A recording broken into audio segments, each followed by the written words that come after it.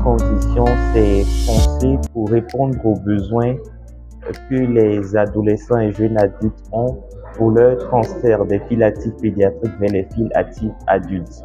Alors, les besoins de ces adolescents et jeunes, ce n'est pas que des besoins cliniques, mais il y a aussi un besoin psychosocial et une intégration communautaire. Donc, ce projet qui est pensé comme un projet pilote vient répondre à ces besoins, proposer un processus coordonné de la transition de la pédiatrie vers les files actives adultes, un processus qui, nous pensons, pourra être capitalisé, mis à l'échelle pour permettre aux autres adolescents qui n'ont pas bénéficié de ce projet de pouvoir bénéficier des retombées de ce projet.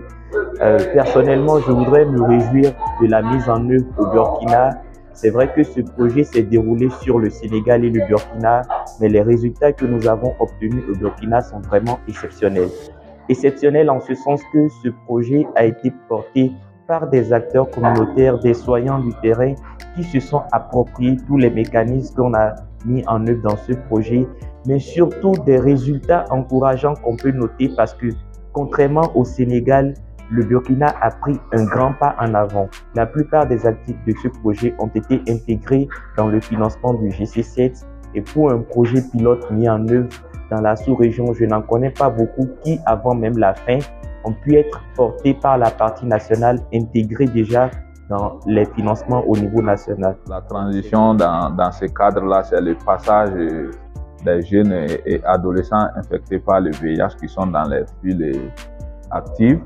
dans la file active pédiatrique vers la file active adulte. Donc de façon simple, c'est une transition qu'il faut réussir. Et comment on réussit cette transition? C'est maintenir vraiment la qualité des soins offerts par ces jeunes et adolescents, qui n'est pas surtout de déperdition entre ces deux phases, c'est-à-dire du passage de la file active pédiatrique à la file active adulte, et surtout que ces enfants restent vraiment fidèles à leur traitement et tout puisse se passer comme les prescripteurs, comme les cliniciens le souhaitent vraiment. Depuis 2021, avril 2021, et nous avons commencé le projet jusqu'à aujourd'hui, mai 2024. Le projet a eu un coût d'autour de 256 000 €, environ 100 millions de francs CFA, qui a été financé par